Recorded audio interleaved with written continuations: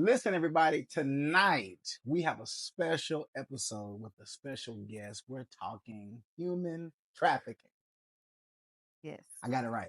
So make sure you tell someone that we're getting ready to have this discussion. I believe it's going to be informative, impactful, and compelling for you to get involved in some way, shape, form, or fashion to stop what we're getting ready to talk about. So I'm excited tonight. We're excited. Stay tuned. Let's go.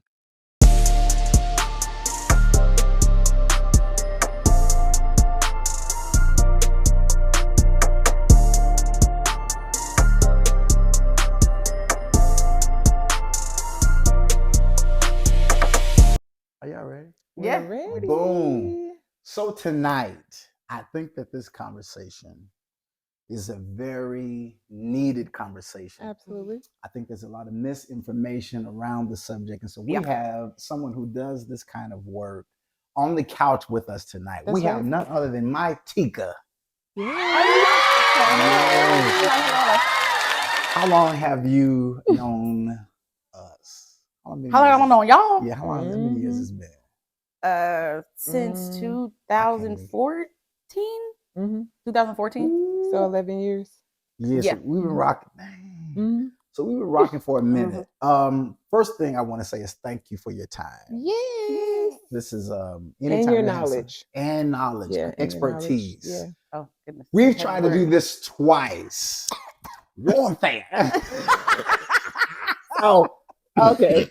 Being extra. That's why you're over here choking, because you're being extra. So we finally found the time, the scheduling Yes. to do this, and I'm Yes. so glad we did. And it was worth all of the Mhm. switching and the rearrange because right. this subject needs to be spoke on. Yes. It needs to Yeah. be talked about. Mhm. And like I said earlier, there's a lot of misinformation Mhm. on the subject. And so we That's have right. you here.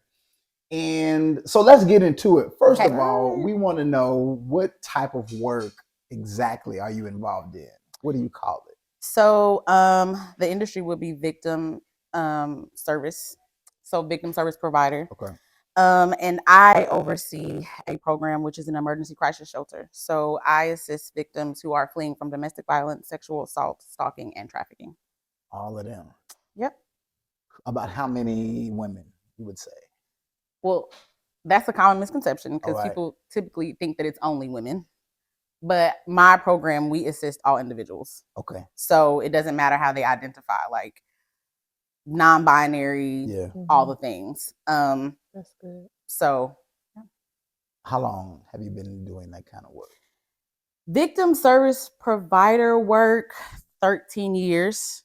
And it started out with me assisting vulnerable youth. So girls who age out of foster care in the state of Oklahoma. And then this particular work with trafficking victims, 2.5 years.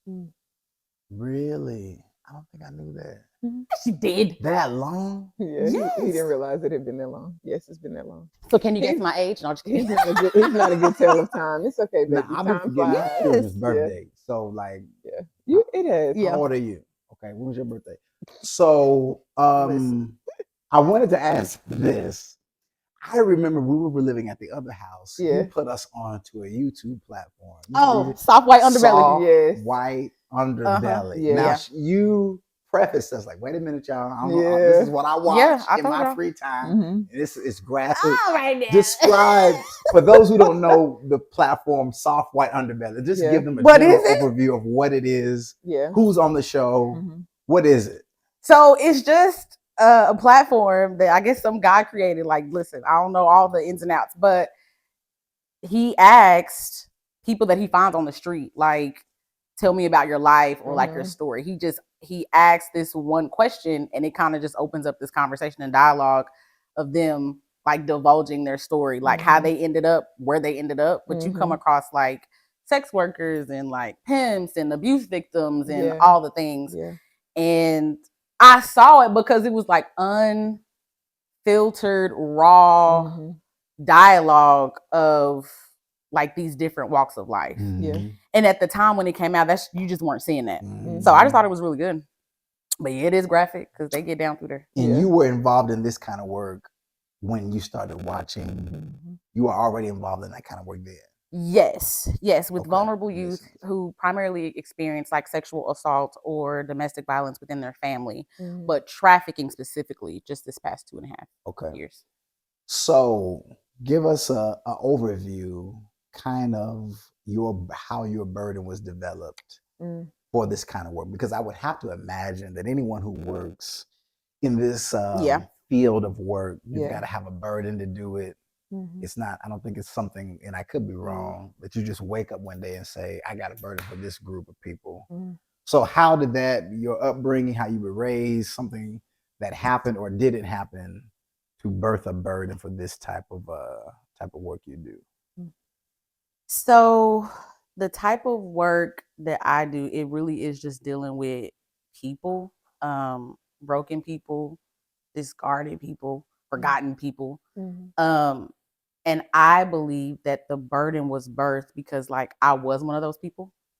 So it's just easily I can relate to some of the stories and some of the experiences. So especially with domestic violence, I grew up with that in my home, and was a victim of abuse as well. So it's easily relatable. I tell people all the time, like in this line of work, because you are dealing with people in such traumatic stories and experiences, I hear and see the worst of the worst.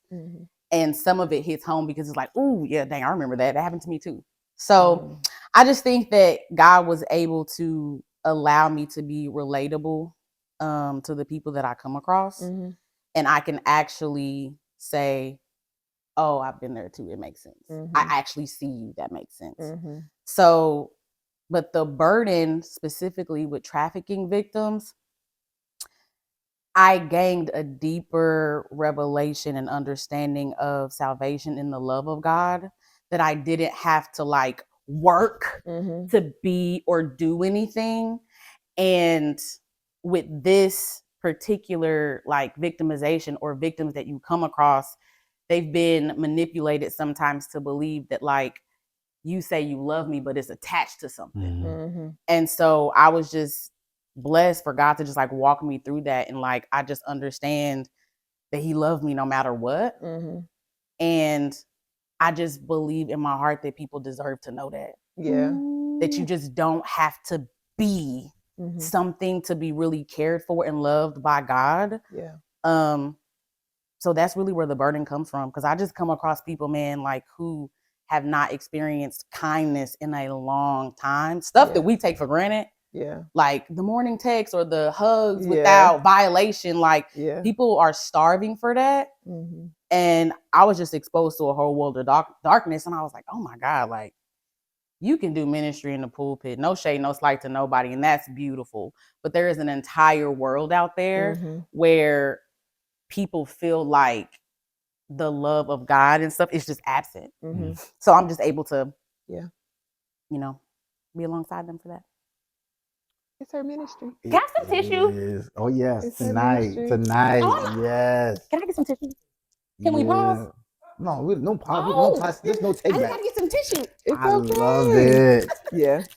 To This me, is that good. is like the gospel in demonstration. Exactly. In full operation, not limited to four walls, not limited to a program, just literally, I feel like I can show God's love by looking out for other people and just offering them kindness. Yeah. I think that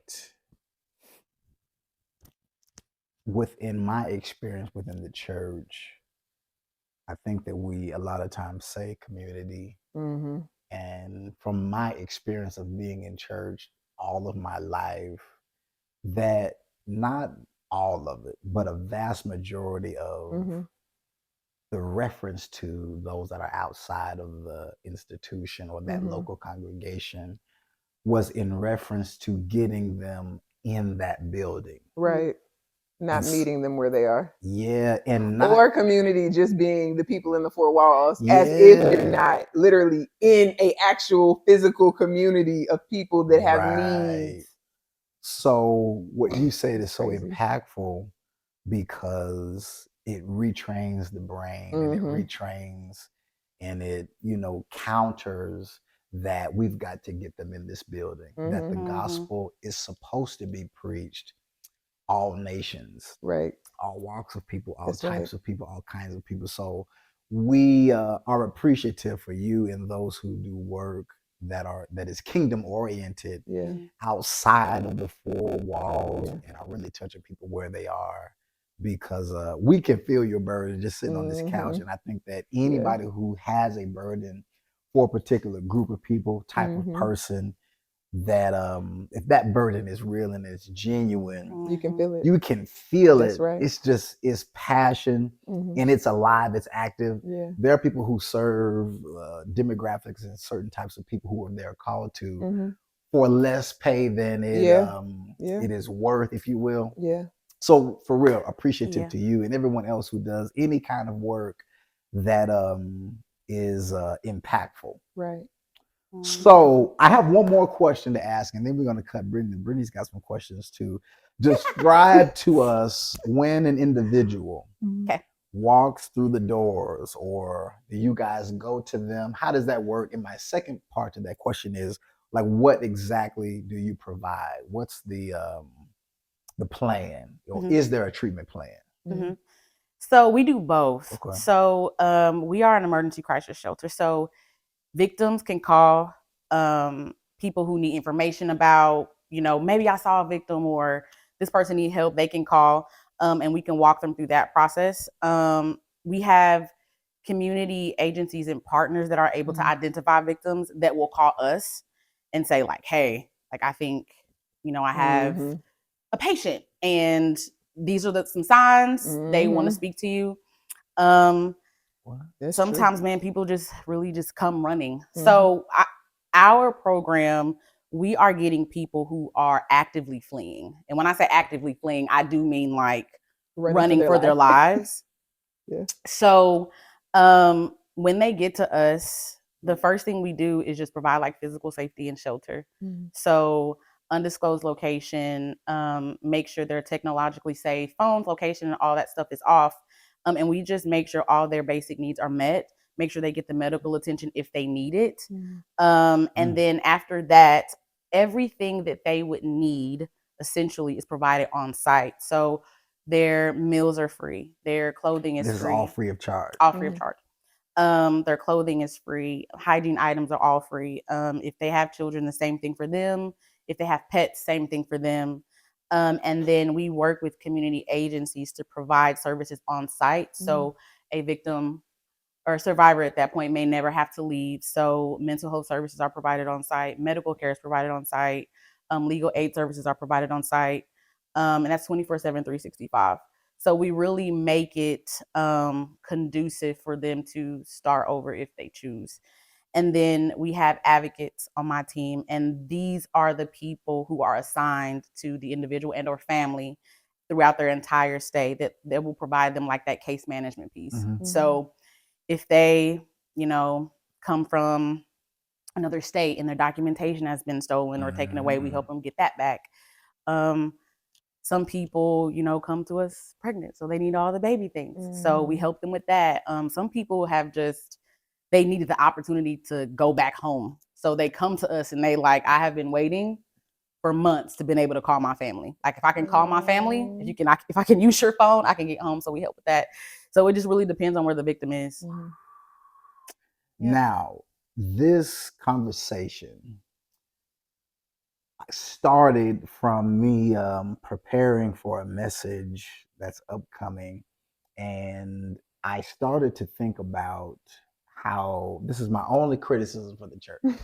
I love the church, but I have a criticism. You only got one? Okay. Only got one. On this episode, yeah. On this is, yeah. I'm only sharing. That's why I looks like that. Like, oh, okay. But so I wanted to be clear. I love the church. I believe in the church. I believe in the function of the church.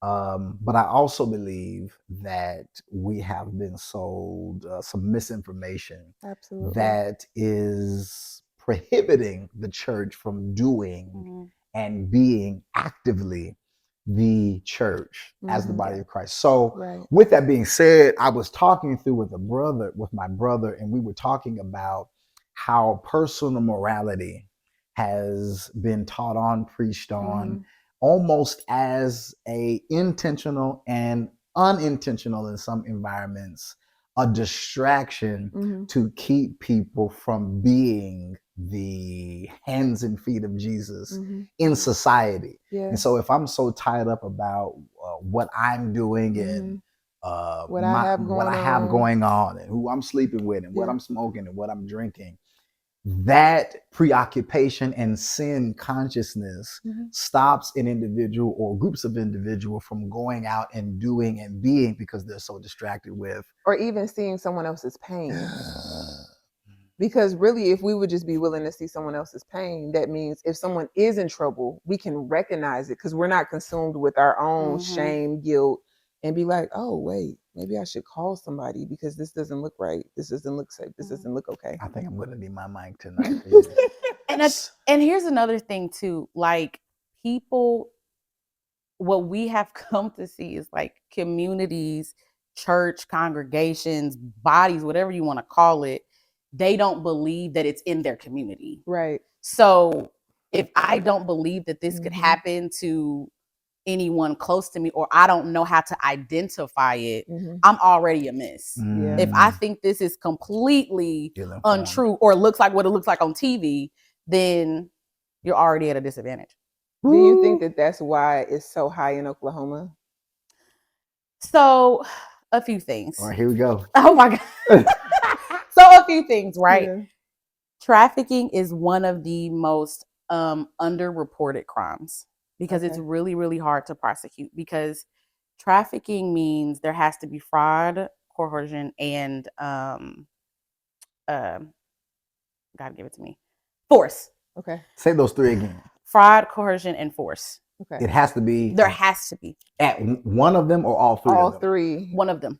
Oh, just one of them. They have to. One of those have to be present. Okay. For it to be considered trafficking, because that is what exploits the person to like make the sexual act. Okay. So there has to be them doing that and money or something of value in exchange for it to be considered trafficking.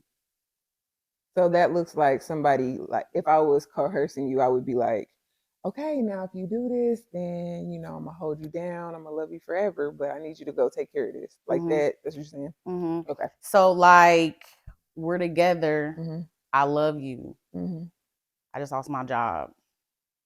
So if you just go run the landlord, do that for him real quick, we'll be okay. It ain't going to be like this forever. So 6 months will be okay. Like, so we're not talking, and a common misconception is what you see on TV.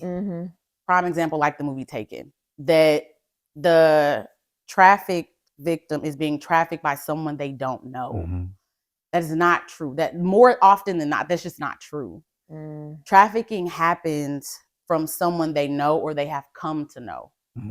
Because they are easily accessible by someone who can exploit their vulnerability. Jesus. Because there has to be, because trafficking is about power, vulnerability, and profit. So it's not random Joe Smo that doesn't know you in Walmart and, you know, kidnapping you in the bathroom. I mean, it does happen. That's not what I'm saying. But more often than not, it is someone that you know or who you have come to know. So an example of a pimp would be a prime example or no of trafficking. Yeah. And here's the thing too, prostitution and trafficking, right? Someone who is doing prostitution can definitely 100% be trafficked, because more oftentimes than not, a prostitute isn't self-employed is what you call it. They have a handler. So a trafficker, somebody is posting those ads, somebody is setting up those interactions, someone is collecting more than half your money, somebody is meeting the need for you in exchange for what you are doing. So you're being trafficked. Wow. So to give the framework of how we got on this subject. So me and my brother are talking about this, and I remember, and I said to him, I cannot remember going back to public morality, issues of public morality versus personal morality. Right. I said in my history and time of being in church, I'm a church baby. I'm not. Yeah, y'all sit this one out. I'm in church all my life. I just got here. Listen. I just got here. I just would like to say, be unchurched. Yes. is what saved me. Church. Listen, Then the church. Listen, being unsaved for so long is what saved me. Okay. So I cannot remember one time. Now maybe they did. I ain't saying that no place, no preacher, no smoke. But I cannot recall prayer, teaching, preaching, or mention of trafficking of any kind. Only one was like a slave, but it wasn't. So as far as information, as far as like bringing someone in to educate, we'll talk about that in a little bit. But I just cannot remember the church, any church that I've ever been a part of, make any reference other than one instance to the fact that this happens, this is going on, how to prevent it. You see what I'm saying? So or to just let people know this can be a safe place. If you're experiencing that, we will support and undergird you as you go through the process. It's so much shame and guilt that people are handing to folks instead of embracing them with love. That's what's wild to me. Oh, we're going to talk about it. I feel like the statement you just made, like this is a safe place for you to show up and me to support you. If I fully don't understand what it is you're dealing with, it will be difficult for me to show up and serve you in that way.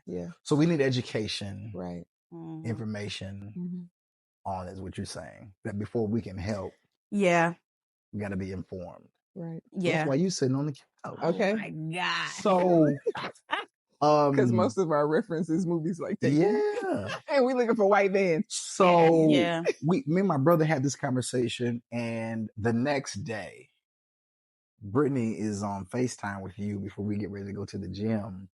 And he hijacks my conversation with my friend. Always hijacking my conversation. Oh yeah. And I'd be like, bruh. I take it over. So I'm like, okay, really? Because I had just did a rant on my close friends on the same subject, because when my brother and I thought about if we've ever heard information or teaching on the subject in our whole entire time of being in church as church baby, we were like, no. I had to pause the conversation and cuss a while. And then I had to rant privately. So that next day, he decided to rant publicly. You get on the phone with, you had to filter it out. So you get on the phone with Britt and I take over and I'm like, tell us about it. So one of my misinformation points that I had even on that phone call is you cleared up the difference or the discrepancy between which were those two? What was smuggling and trafficking. Okay, what is smuggling? Smuggling is like the physical transport, like across a boundary. Smuggling is the physical transport, across a boundary. Perfect example would be like the show, like Smuggler. I don't know. We're not giving plugs or anything. So watch this channel. Not that. No, just kidding. So it would be like smuggling. So someone trying to cross the border and somebody pops out of the trunk. Okay, like that. That's smuggling. That is smuggling. Trafficking. Transportation does not have to be involved. Someone can be trafficked in their own home. How? Oh Lord. It happens a lot, like in foster care, because again, there has to be like a vulnerability.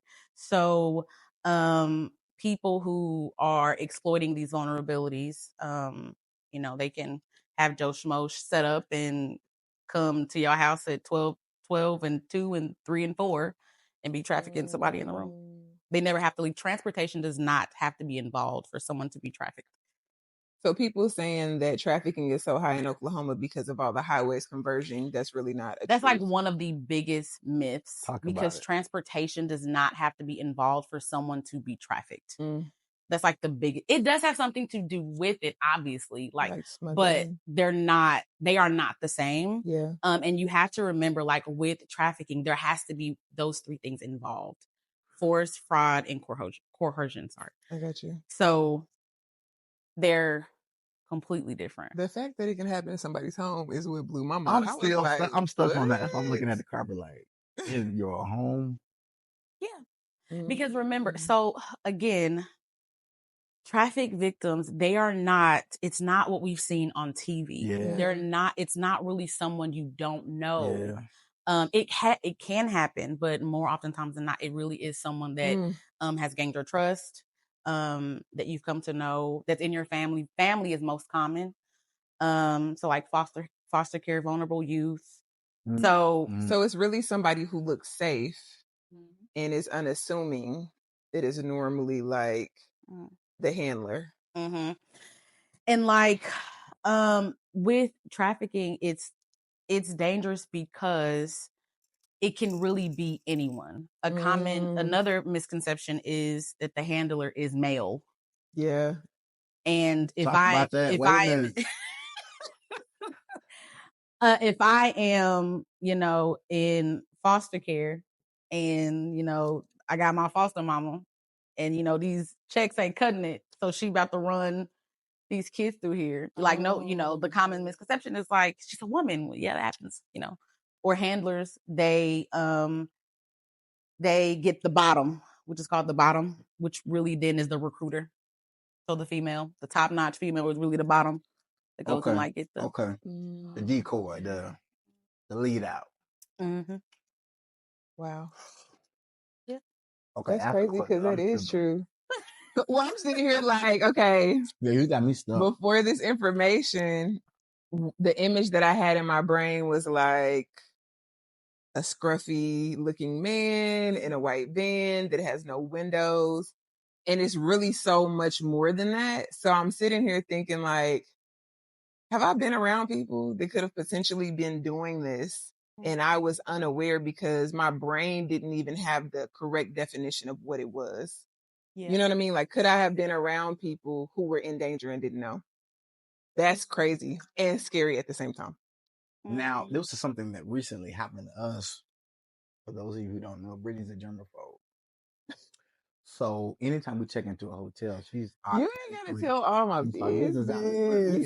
I am a germaphobe though, y'all. I've been a nurse for over 15 years, and germs are everywhere, and they really kind of freak me out because I have seen all kind of diseases. But are you a germaphobe? No. Okay. We check. I don't do dirty sheets though. Okay, it's my don't do me. Yeah. No. So we check into our hotel room. To your point about he doesn't even go in the room. He wants me to look at the room first because I am that person. If we are going to a hotel, I'm about to check the whole room, like from the front all the way to the back. I'm pulling the shower curtain back. I'm looking like at the light fixtures. I bring my own Clorox wipes, my own sprays. I wipe stuff down. I can post a picture.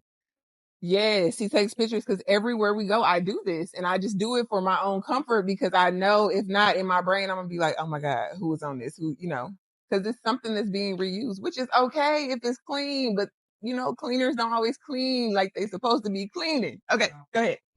Yeah, listen. Exactly. So we check into our room. She's not satisfied with the sheets. So I go downstairs. It's not that. I just like to put my own sheets on the bed when we go to a hotel because then I know, okay, I unfolded these sheets. I put them on there. I know no one else was laying on these sheets.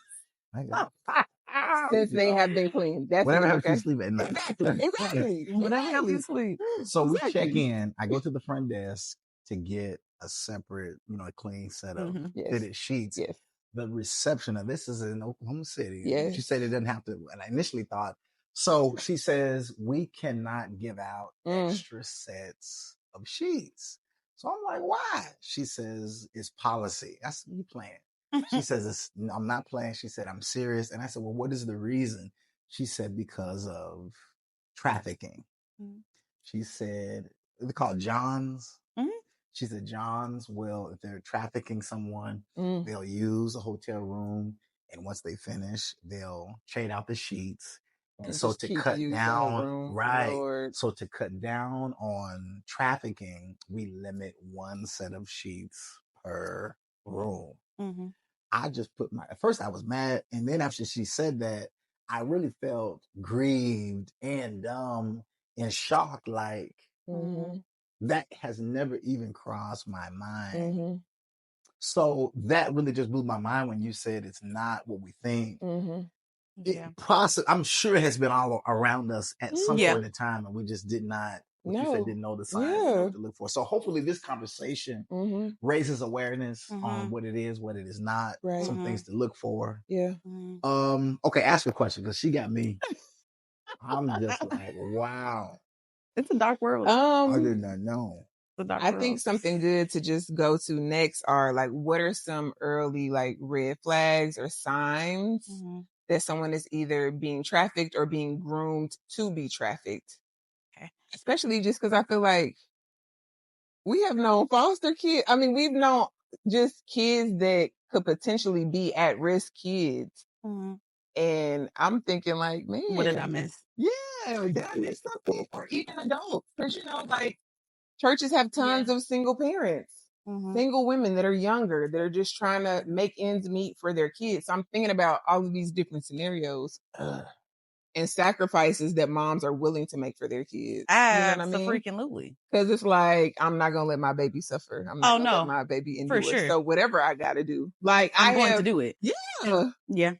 I have had that thought as a mom, like whatever, by any means necessary. If I need to work 16 hours, if I need to work 48 hours, if I need to work 60 hours, whatever I need to do to make sure my kids have whatever they need, that's what I'm going to do. I mean, thankfully I'm in a situation where I don't have to do nothing crazy, but I'm willing to. But is that some of the problem of how this starts? If there's a single parent, that parent is constantly working, there's a guardian or there's another person who's caring for that child in a child situation. Well, yes, but you have to and you have to remember. So like the victim is being exploited for a vulnerability and a need, right? So if they don't have a stable support system and they experience isolation, the first place they're going to feel safe is somebody that they know, making them feel like they belong. So like, and that can come in all types of ways. So like a kid that's in the LGBTQ community, maybe they're in a church home and like, we don't do that. We ain't doing that. We ain't doing that. So now you go to the neighborhood campfire where the camp coach is like, I accept you. And like, so you just don't know. So with like red flags with this type of crime, it's so complex and multi-layered and it can present like so many different things because sometimes coercion can look like choice. So like you said, like, I'm a mama, so I'm gonna do whatever. Like, I'm gonna do whatever. And so if I'm your landlord and I know you got 4 kids, I'm gonna be like, you ain't got no rent. Like, I know you ain't got no money. Like, and I'm not to listen. I'm gonna do whatever I need to. So like, why are you doing that? Why would you do that? Like, you know what I'm saying? So it can just present in so many different ways. Right. But some of the flags are, or that you could look for. So like in youth, maybe you have a kid, that presents like super tired and all of a sudden has like chronic tardiness or absenteeism. If there's an adult in a home with younger kids, they ain't none of them related, but like they all live together. It's just one adult. Like, how y'all footing these bills? Maybe there's somebody that like in the church or at work who's really bright and bubbly and outgoing, and then slowly but surely, like, there are mood swings or things just change or they're not as bright. Another that could be one, an indication of what? That like something is going on. And these are just some of the identifiers that we've seen in traffic victims. Another huge one is they are not to have conversations with somebody alone. That person's always lurking. Always there. That's what we see in the hospital. Always lurking, and that's always like there. A huge red flag for nurses. Mm-hmm. If there's a patient that's really sick and they can't really tell you like how they got sick or what happened, and then it's always somebody, like if you're going in to do an assessment and then this person just pop up, you'd be like, because really we're supposed to be able to have a one-on-one with that patient to make sure. And you can kind of like, it's almost like you feel it. It's kind of weird. I don't know how to like articulate it, but you can feel it and you'd be like, can you step out while I assess this patient? They'll start becoming like agitated. Like, I need to leave. Why?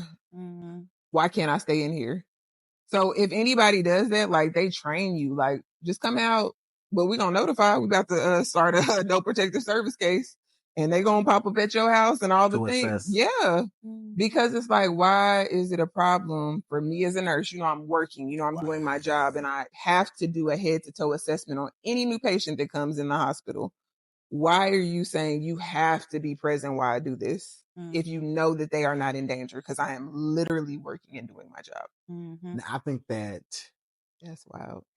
it is important that, especially those who are in religious circles, that if they're going to inquire of what's going on with the person, that they hear the matter out. Yeah. Even if they disagree with what the individual is involved in, or their persuasion or their sexual orientation, etc. To me, it is like an immediate shut off and turn off for that person to be safe, because they're met with, now the Bible, and you start dumping the Bible, and that individual just immediately cancels themselves from being aid and assistance, because they immediately sometimes go to, you was raised and, which can feel like judgment for someone who is going through that.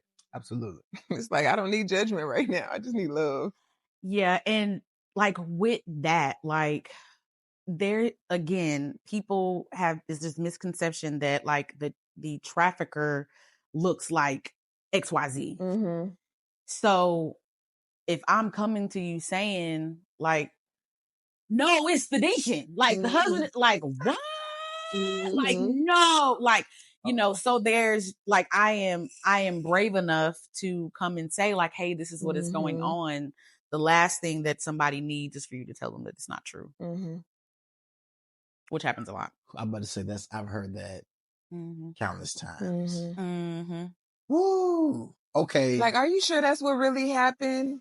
I'm like, now that enrages me when I hear people say that. Cause I'm like, I've been abused before, and to like make me question what I experienced and went through because you're uncomfortable to look at the reality of it. Woo. Sometimes victims are discredited because of who the trafficker is if they carry a sphere of influence. Yeah. Oh yeah. So it's like an uphill battle to be believed. Especially if it's like a big name in the community or like a hotshot lawyer or whatever, or maybe it's my aunt. Like, it's like, what? Like, no way. And it's like, that's like, why would I? Why? Like, think in your mind, like, why do I need to lie? Right. What would I personally benefit by lying on this person? This is I gotta put a scripture in there. Ooh. The love of money is the root of all evil. If this individual did it and they bring in money, if they employ people, then the fear of who's ever being fed by said individual, then we're talking about the loss of money or the love of money. So I'm saying that like wherever money is at, you'll be able to find. So okay, let's talk, for example, is this a valuable, are we talking about business? Money? Yes. Can you speak on it? It's like in the millions, billions of dollars. It's crazy. Trafficking is sustained because the demand is being met. So it's not, we're not, and that's that. People want to say like, oh, it's Oklahoma highways. No, it is not. It is the people that want the services. It's the people that are going to those random massage parlors. Like, you can say what you want about the highways and transportation and all the good things, but if the demand was not here, oh Jesus. If the demand wasn't here, then we could stop it. But people want it. You want the underage kid. Yes, you do. You want the 13-year-old that's been in foster care. Yes, you do. You want to abuse the LGBTQ, kid. You want to abuse the mentally disabled. Yes, you do. Like you do. You want to abuse the homeless. You want to, you want, it's a choice. It is here and it's happening because the good old freaking Bible Belt, we do it. And I get overly passionate because it is a real thing. It has nothing to do with highways. It is because we want it. We are funding the abuse. We are funding the traffickers and all of the things. That is why it is here. And that is why it is a problem. So if there's no demand, then it can't be sustained. Then the need can't be met if I don't want it. Now, the ads can't be posted if I'm not looking at it. Okay. Now, to your point, my Slow brother it made down. this observation when we were discussing this, Mhm. and I had to take another cuss break because I was hot. A cursing. He said, not only is it happening, not only is there a demand, but there are laws. There's a legal side to this, Mhm. but there's a slap on the wrist for it. There are people who are writing the laws and defending the laws to promote it because it is an industry that is bringing in millions of dollars. millions of dollars. Mm. Yeah. So we talking about flat-footed wickedness. Yeah. Mhm. And so like this is really becoming like a bigger topic, but you have to remember too, the stats across the US, they're really, really bad because the crime, again, is one of the most underreported. So not only do we not know what we're really looking for, we're just now really trying to like shape it up and define it. So that comes into play. And also, again, the victim may be being trafficked by someone they know or have come to know. So I may not know that I'm being trafficked. Mm. So I can't report to you Jesus what I don't know. is actually happening to me. Yeah, like if I am in a marriage with you and you made me believe I only got to hold him down for like 9 months, like he loved me, but like it just never ever stops. Like I am Or not. I'm doing this because this is what you want. I'm not. I wouldn't be apt to just say like he trafficking me, like Right. but you are though, love, like you are. If you slowly started transferring all the finances to your name, she had access to nothing, or and That's trafficking. yes, Because now she can't leave, or now he can't leave. I'm now financially like dependent Dependent. on you. Mm. Because you have to remember they're being put in a position where people are exploiting a vulnerability. Mhm. So, And this happens to adults too, because I think that's another misconception, that it's just happening to kids. You know what I mean? Like I keep going back to what my image was before we had the conversation, and I'm thinking like, when I'm thinking about this man in the white van, I'm not thinking about no adult being in that car. I'm thinking about a kid. Like the first, but it's because of what we have seen and been told, which wasn't a full truth. So it's not that can't happen, but the reality is that that's not the only way that it's happening, and that's not really how it's happening the majority of the time. it's closer to home than what we think. Mm-hmm. Okay, what do survivors most often need emotionally, mentally, and spiritually once they escape or are rescued? So, every survivor is different, but two things that I have been able to see that emotionally that they need is space. So, like when you come in contact with the victim, especially like in a church, we just want to be Captain Sabo. That's true. Come on. And we want Tell to us fix about it. it. And I want to put, like, I want to make Jesus and salvation like this beautiful band-aid. And you have to remember that, like, this is a severe level of trauma and abuse. And this is somebody's real life and journey. They are the expert on themselves. So if they're coming to you and they feel safe enough to divulge anything, like you just need to give them the space emotionally to show up how they're showing up. That could be scared, that could be afraid, that could be courageous in that moment, that could be paranoid. It doesn't matter. Like they just need the space. And then they need time. Like you have to remember, if I don't know that I'm being trafficked and you hit me with a slew of education and indicators and red flags and it just comes flooding at me, I need time to digest that my life is, like my world has like shifted. So you gotta give me time. A lot of times victims have been trafficked for a really, really, really long time. So to come out of that, it's almost like their body and their mind have to catch up. Like, oh, we're safe. We're safe. And so they just need time, because a lot of times they start getting sick. Sometimes they sleep for days, like days. Sometimes they don't sleep for days. So they just need time to get acclimated to the fact that like they're not trying to survive and in danger. Ooh, Lord. So those two things emotionally. Mentally, all I can really speak to is listening to the survivor. When you're telling somebody like you need to go get mental health services, that may be true. That may be true, but people have to be ready to address certain levels That's a of good truth. point. So to force feed me that, I'm just gonna probably reject you. Yeah, I mean, that really makes sense though.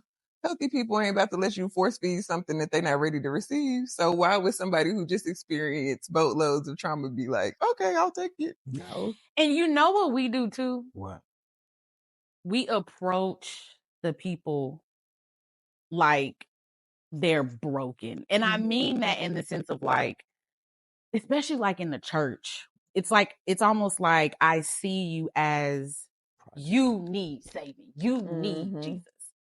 Yeah, you do too. Yeah, like we need saving.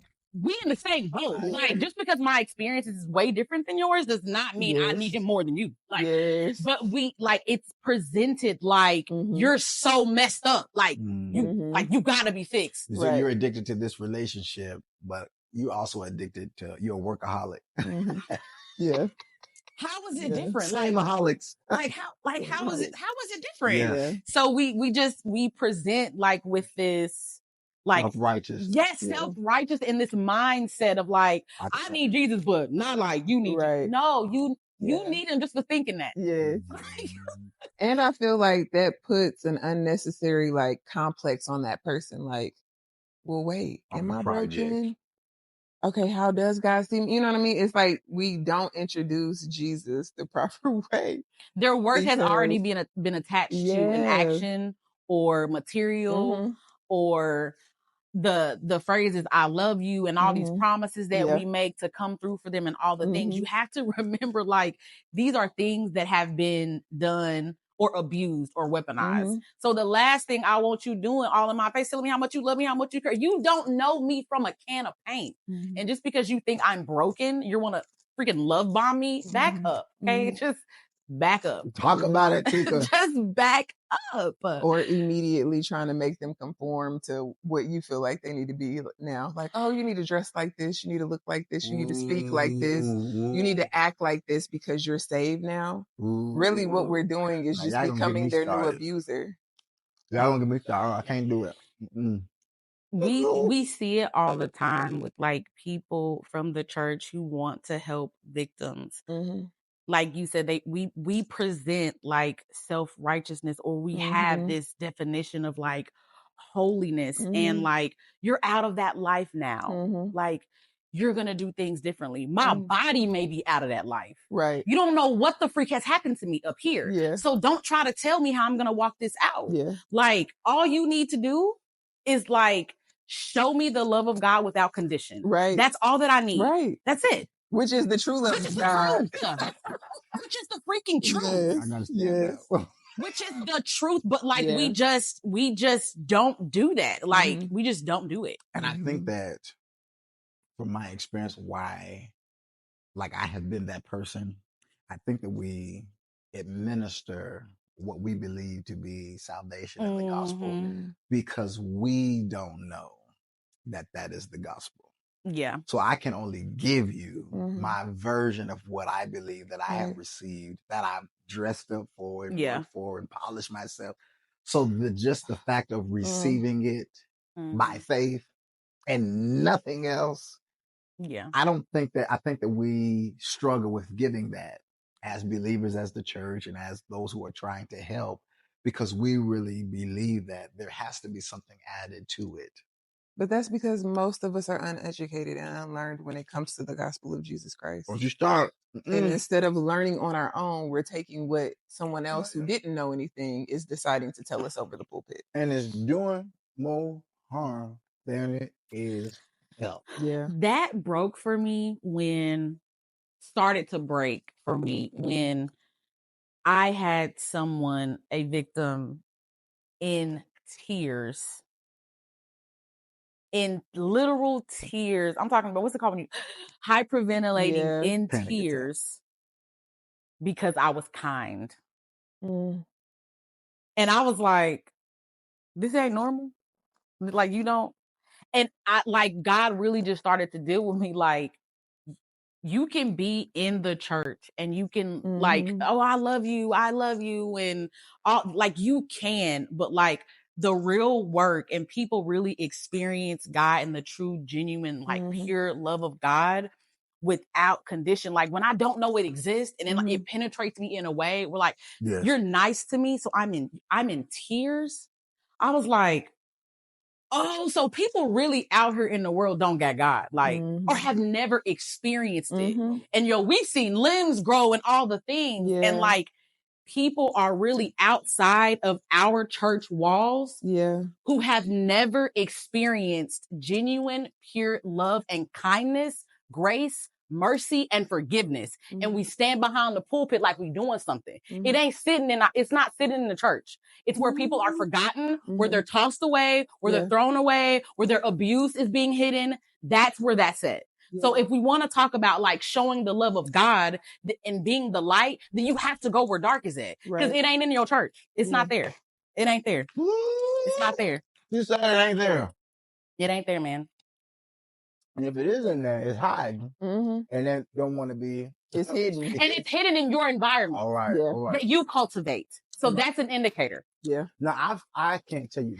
Let me get on my soapbox. No. Let me get on my How many soapbox. people that It's the truth. We got to hear it. are in communities of faith that feel like they cannot be honest about what it is because of how they will be handled based on how they have seen Other people be handled. Yeah. So with things that are smaller matters. All right. That's all I'm saying. If you flip your lid because somebody said, oh, you bumped up against me wrong, well, why would I think you're going to like care enough about me to hear what's going on with me? I'm not saying nothing. If you're going to shame me for having sex and not being married, if you're going to shame me for getting a divorce, if you're gonna shame me from being a single father, if you're gonna shame me for doing all those things, why would I fix my mouth to tell you that my husband is having me be ran through for rent? Why would I fix my mouth to tell you that? Yeah, that's true. I'm done. It's just really not that deep. And I think we've overcomplicated like loving people. Right. And like, it's just not that deep. Okay, tell us when you say we preach people to stay. On the subject of divorce. Yeah, so from my experience, I didn't grow up in the church, but I do remember like you just stick it out. You stick it out. And that's the problem with this generation. Folks is just so ready to quit. You ain't got no stick to itness. Yep, that right there. I don't have no sticking it out. And I'm not tough enough or you ain't prayed hard enough. You need to intercede. You need get to on your intercede face. some if more. You want that to change, you get on your face. An abuser is an abuser. If you on your face ain't gonna change that. Give TK a camera. What's the camera, Marco? Give any better. Oh my gosh. What's the camera? This camera. What's the camera? What are we saying? Give a message to someone who is watching this. Ooh, Jesus. In a relationship that feels like based on religion, based on shame, that they cannot leave, don't have the option to leave. You would tell them what? I second that. You got a 30. That's just crazy. The abuse doesn't stop and it doesn't get any better. There are people out there who want to help you and want to support you. You do have options. Do not let shame, guilt, embarrassment, judgment, keep you there. You can be safe. Freedom is an option for you. And I'm just going to say this, like, regardless of what you have been taught in religion, like, God loves you and has loved you and will continue to love you. And so all of this that's happening is not going to keep him from loving you. So you can get out. Yeah.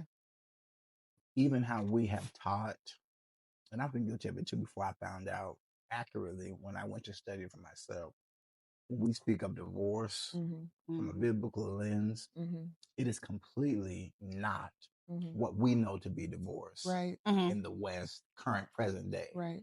These men in scripture were exploiting, and it was like it was before women had rights. Right.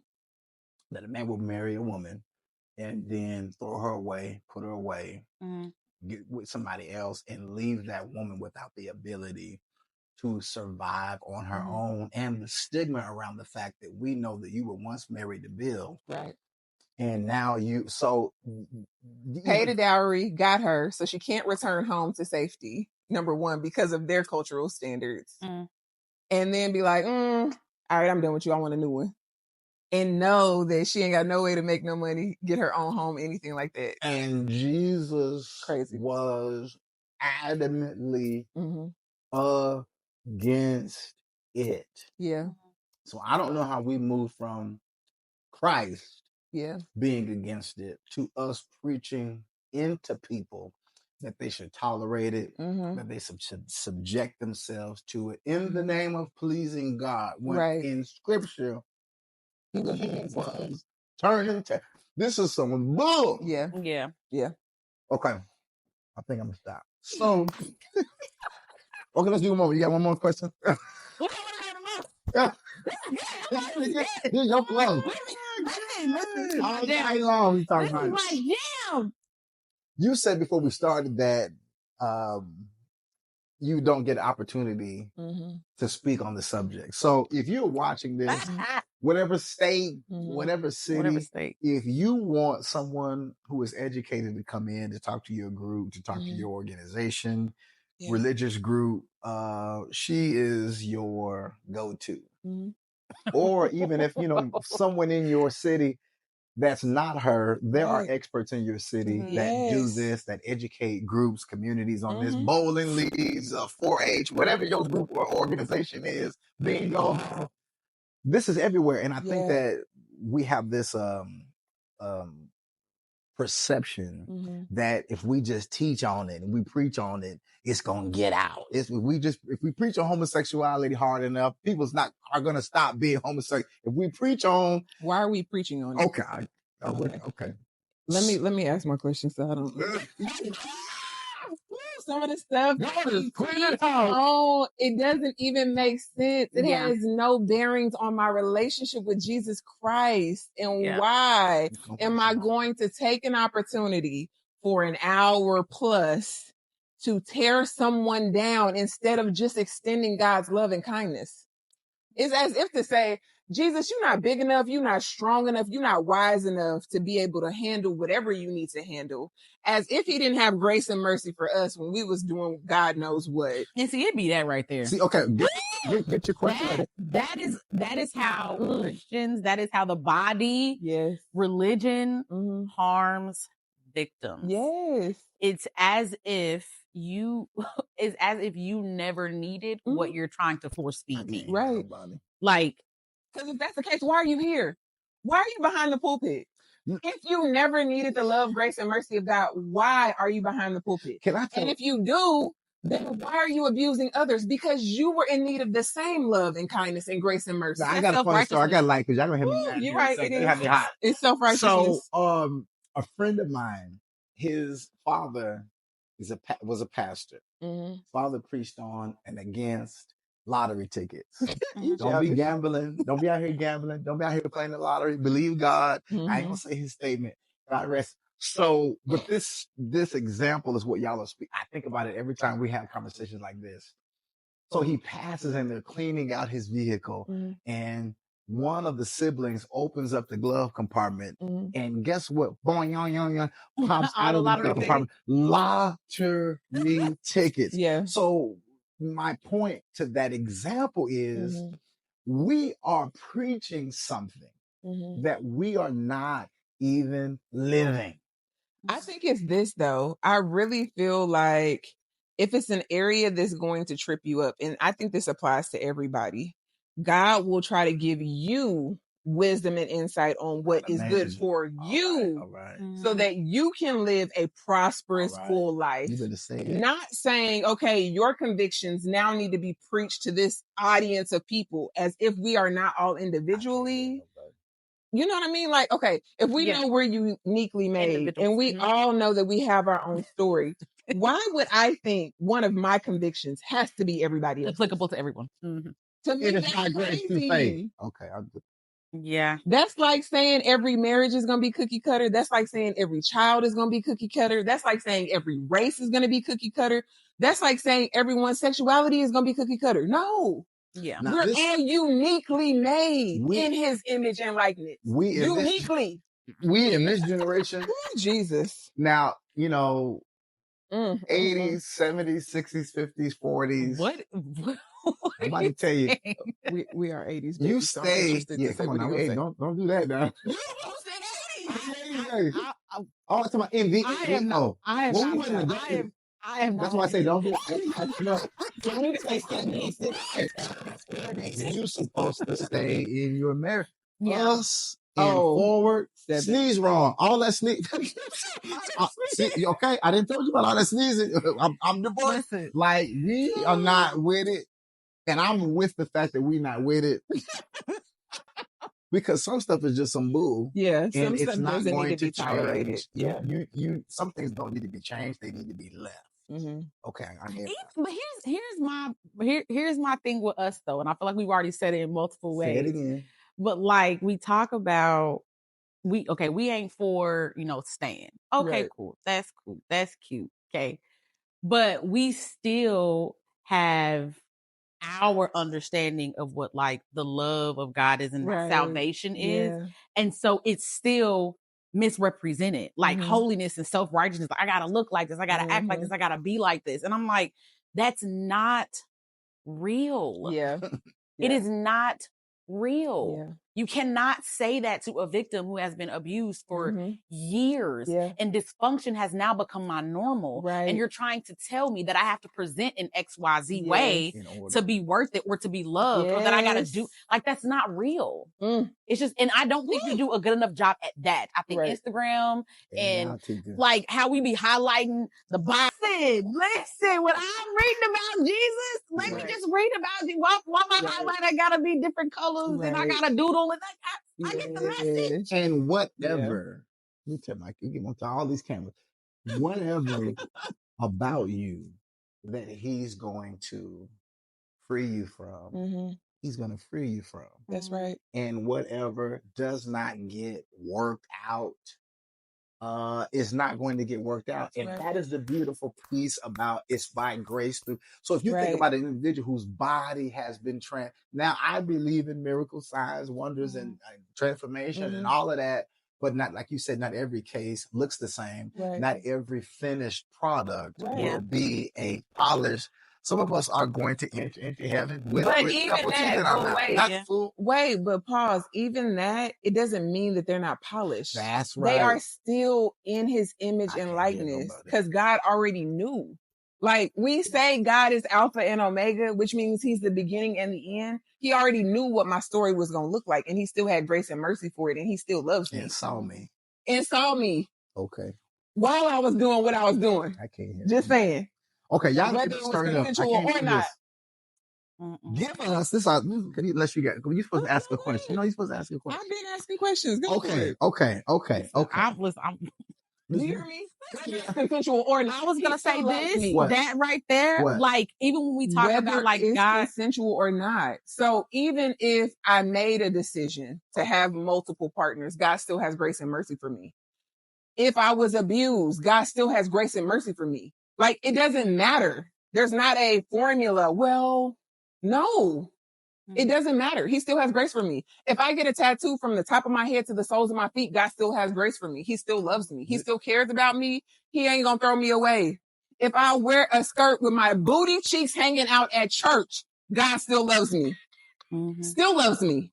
If my areolas are about to pop out, why you shout? God still loves me. Yes, he does. Because if I just came out of a situation where the person caring for me, that's all they bought for me. And in desperation for God, I still chose to come knowing that these hypocritical Christians was going to look at me crazy anyways. Get out of here, man. Get out of here. Now that kind of stuff set me up. Marcus, cut the fan on high.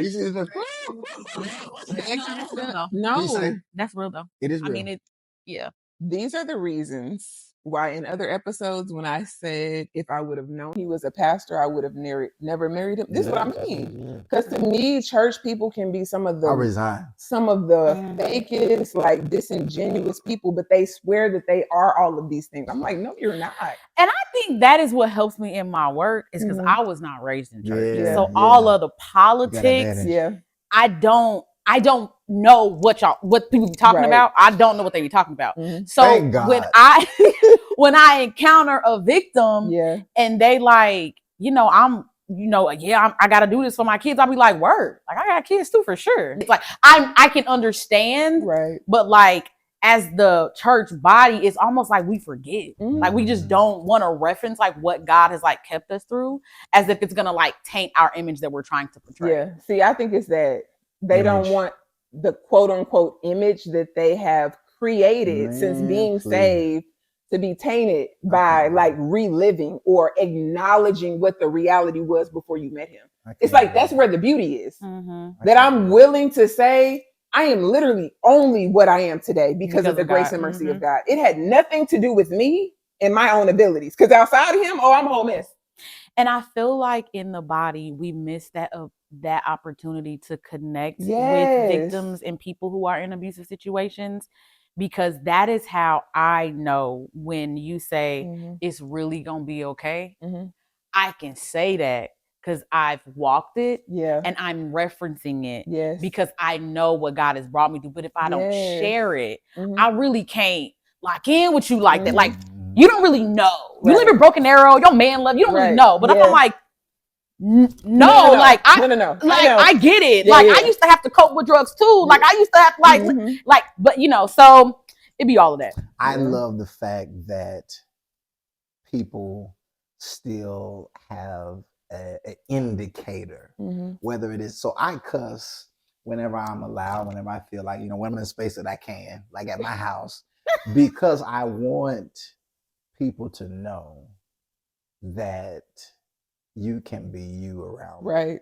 Yeah. And I can't tell you how many, when I was like traditionally pastoring, how many times I would not tell people I pastored because as soon as I did, people would draw up and start acting weird, trying to get in a box of what they think that you want them to be in because they have not been allowed to just be themselves. So like the fact that you have your history, and y'all are saved, you spirit filled, all that stuff, but you are you.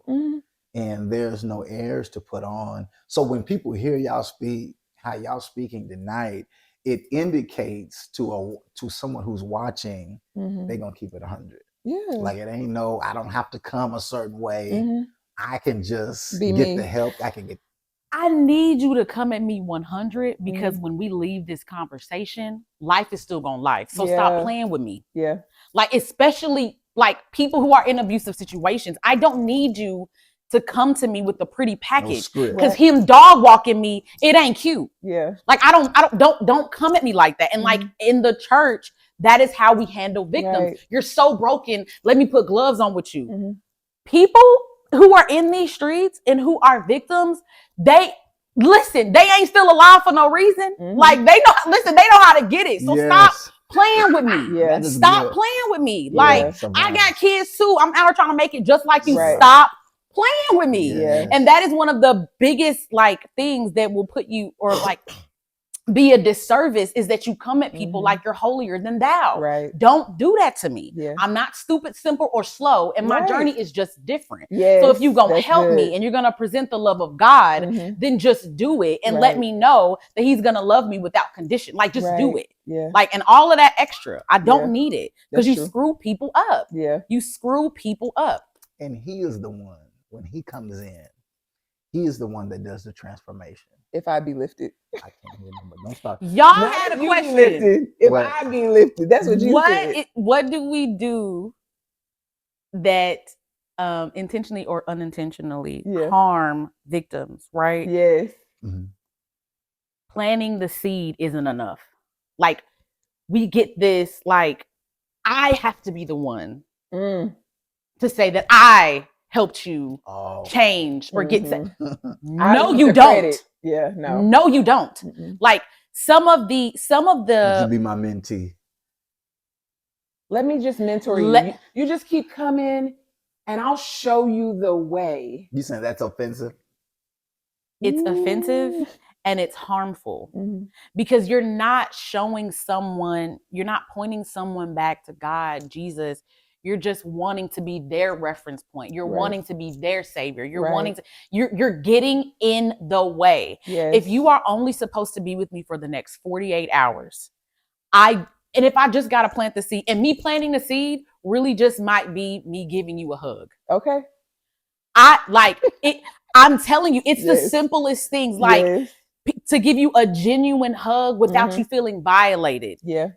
If that's all that encounter is, and Yeah. that is how God wants to use me in that moment for you, that needs to be it. Yeah. That has to be it. Yeah. Like, get out of the way. Right. People just want to like, it's already a blessing to be used by God, period. Right. And that is where it should stop for you. Yeah. Like, that's it. And God is only using us because he wants to. You ain't nobody. Yeah. Like, it doesn't matter. So like, just let it be. Yeah. Just let it be. Like, That's true. there's no area of expertise or skill or education or course or seminar or experience that you're going to have to say, I did that. No, you didn't. Just be a part. Yeah. Just be a part. Just That's be a it. vessel. That is it. A vessel ain't never taking credit.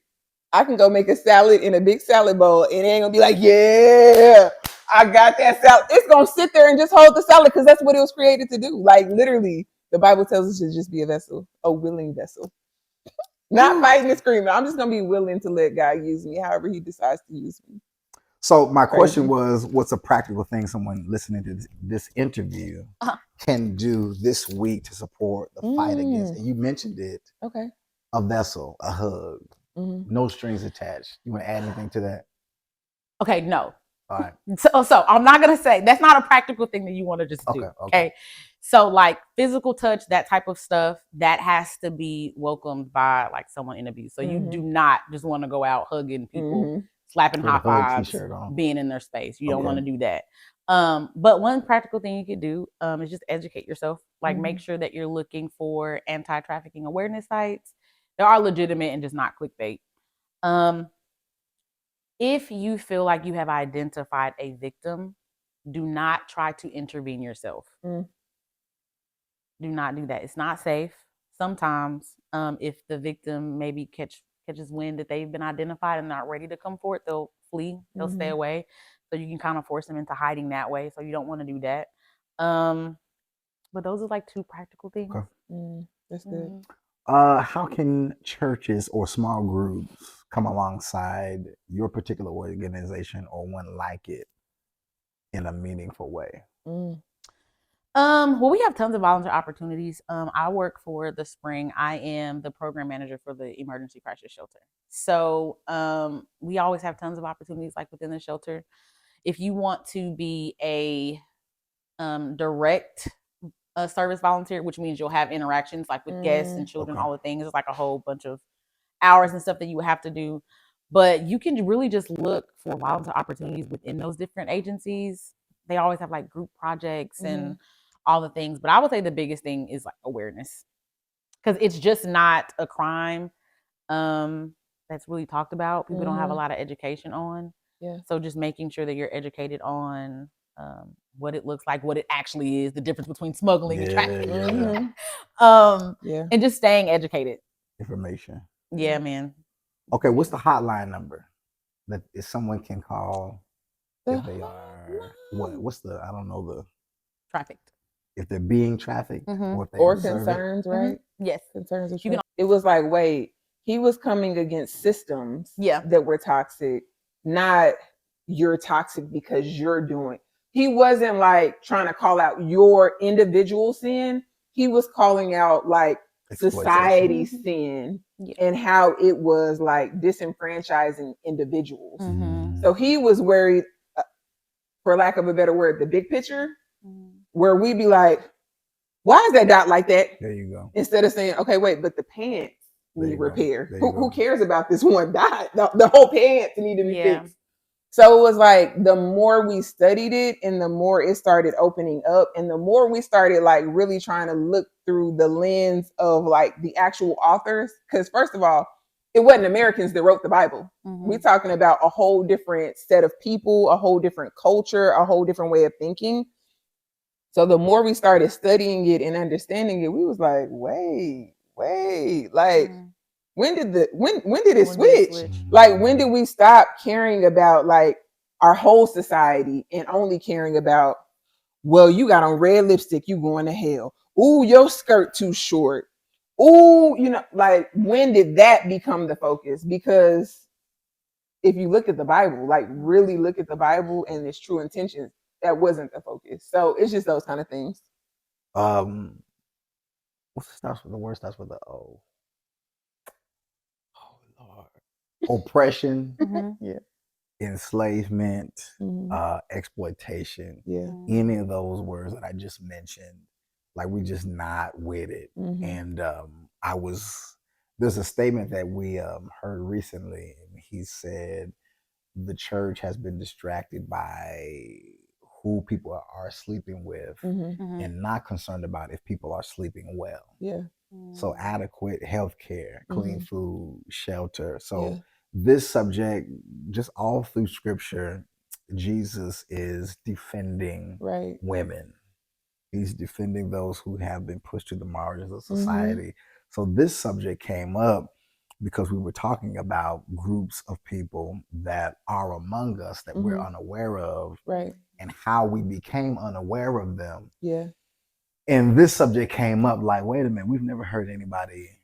Like we be focused on who you having sex with, why you got so many partners, well, why did you do that before marriage? And it's like, but wait, it's people out here that's like really being abused every single day. Yeah. Like we live in one of the states that got the highest sex trafficking rates. Like, why do I care? Yeah. You're working a full-time job, you're taking care of all of your responsibilities. Why do I care who's in your bed at night? Unless Yeah. it's causing you harm. There you go. If you are consensually inviting someone into your bed, that doesn't need to be my focus. Yeah. My focus should be like, wait, why is this girl chained up over here and we didn't even Mhm. see it because we so focused on who you sleeping with? But you Mhm. well fed, you all your bills is paid, you got a car, you got you know what I mean, like that kind of stuff. So we just kind of started looking at the contrast and we was like, wait, this is off. Yeah. And if it's off for us and we're supposed to be believers, like how many other people are uneducated about this? Like how many other people don't know about this? Okay, now what can we do about it? Like now that we seeing it, it's like, okay, wait, we can't be the only one. Somebody else gotta know. Somebody else, you know, hopefully wants to know the reality of someone else's suffering and wants to try to be of aid. Yeah. Hopefully. And My heart wants to believe that. bringing people together of Mm-hmm. like burden Mm-hmm. Mhm. to do something about the problem. Mm-hmm. So we see what what is happening in our government with healthcare being cut. Mhm. Job Corps was just eliminated. Which is Mhm. so sad. Just all of these different systems Mhm. and organizations and programs Mhm. that help to prevent Mhm. the exploitation of poor people, people who are trying to come up, people who Yeah. have, been in situations where they have had to get it out of the mud. Yeah. So it's a burden. And so we are just trying to do everything we can to sound the alarm and to get involved ourselves now that we're being educated on what the need is to now do something. Yeah. So you have been a tremendous blessing tonight. You have shared your passion, cold-blooded information. Yeah. I think that some of the things that you said tonight really, really, really shook the foundation of the subject. And hopefully this dialogue will get you to think, to talk, to have a conversation, and to be aware. Now, let me say this last point. My friend Alonzo said this, I think he's majors in philosophy. He said that with the Black community, we have just now in the last 40 or 50 years or so have had the bandwidth to be able to look at the world outside of just our own individual survival. So we have to remember to give ourselves grace that this stuff has been happening Mm-hmm. all along. Mm-hmm. Yeah. And we're just Yeah. now, like you said earlier, getting information on it, spreading awareness about it, and people are now able to, get a handle on their life Mm-hmm. to actually now avail their time to do something that can help someone else. Yeah. So as we're kind of stabilizing, so it's a lot going on in the world. Yeah. Be kind to everybody. It just cannot be said enough. Man, just Kindness. love people. Just love You don't people. know what people are dealing with. Just like Jesus, Love man. should not have a whole bunch of requirements because love is free. What was that song? What would you do if your son was at home crying all alone on the bedroom floor because he's hungry? And the only way to feed him is that's exploitation. So if you get the stripper, if you get the sex worker, if you Now get the she was dancer, preaching Jesus better than most of these preachers was and we preaching still Jesus. singing the song. And they was like, "Oh, that's secular music. You don't need to be listening to that." But she had an accurate message That was of the love of Christ. Now- and why people was doing what Now, they doing. this is how you can find out if it's exploitation or not. To be shutting the cameras off. If you get the dancer, you get the sex worker, and you tell them without any strings attached, what do you need to set you up for the next 5 years? If they continue on in the work, to me, it ain't, it's not exploitation anymore. That they're doing it as a means to an end. But they're doing it because I need the money. So if you alleviate the fact that I need the money, you see what I'm saying? Yeah. But what if they're not just doing it because they need the money? That's what I'm saying. No, I'm saying, what if they are doing it because they feel like this is the only way that I'm going to get love? This is the only way that I'm going to have someone who wants to be around me. It's exploitation. So, I mean, even that, I feel like sometimes like the thought can be like genuine and pure, but it's like, if my deficit wasn't money, but my deficit was like love and belonging, it doesn't matter that you're throwing a whole bunch of money at me. This person makes me feel seen, makes me feel like I belong. Still going. And that's why it's dangerous as a victim service provider to, like, when you show though, like when you have those expressions of affection, like you just have to remember what this person could have gone through. Because the lines can just be blurred, and now you're just causing more damage, and you love Jesus, and you love me. I may not be doing it for the money. I may be doing it. Okay. Everybody's need ain't money, so America got to shift their eyes even on that. Everybody's need. Why you can't just go get a job? Why you can't? I hate when I hear people say that because people are in these situations for so many different reasons. So to assume you know the reason why this specific individual is in this specific situation is so toxic. It minimizes their humanity. Yeah. We should send a Players Club. I just came to dance. All right. And somebody may be doing it because they want to, but then they're not being trafficked because they want to. But there are other people that are in that same situation doing those same things and they don't want to be there, but they feel like that is the only way that they can get whatever their need is. Okay, so the girl from Players Club. Okay, we done. So the girl from Players Club, the one that the dark skin one, not the light skin one, but the dark skin. You seen Players Club? Her cousin, her cousin, no, her the cousin. No, the cousin who said, "I just came to dance. Yeah. Make that money. I just came to dance, y'all, and that's all." Is she being exploited? Think about the movie. Well, yes, because the chick with the blonde hair. Woo! Yeah. So was. even in well, she didn't try to. There was no sexual act, but if she would have added sex, yes. Well, but there was coercion, and there was money, and there was sex because her brother raped her. Remember? Oh, okay. Her brother Yeah. Raping her. Yeah.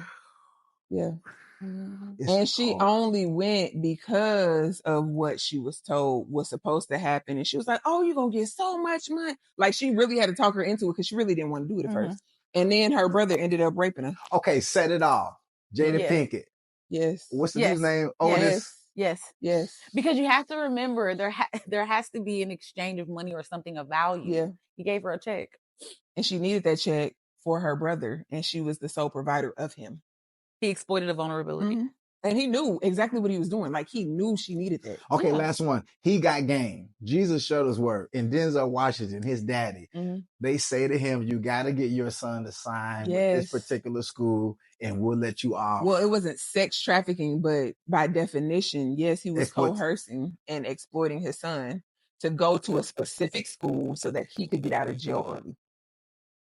It's happening all around us. That's what I'm saying. That's why my mind was blown, because I just got movies. there are so many examples of it, like all around us, and it's like we have turned a blind eye to it. Like we just downplay Forrest it. Gump, when the principal said he can't become a part of that school because he was mentally, His IQ is too low, and then Forrest Gump's mama broke him off so her son could go to school. Yes, said, your mama sure care about your schooling. Yes. Something of value, so like material, something like that. So when T.I. said the sugar daddy said you can have whatever you like. No. Okay. All right, we love y'all. We thank you for watching. For everyone who has subscribed, right, who has liked, who will share this, who will comment, we appreciate it all. All of these hotline numbers that she mentioned, the website, the hotline, will be in the notes of this episode. And we'll see you next time. Thank you for caring enough to watch to the end and being informed and educated. That is so important, because people don't have to. They could have just clicked off and went to something else. So if you made it to the end, thank you for being mature enough to care about somebody else. Yes. Y'all was on fire tonight, boy. It was a fire station.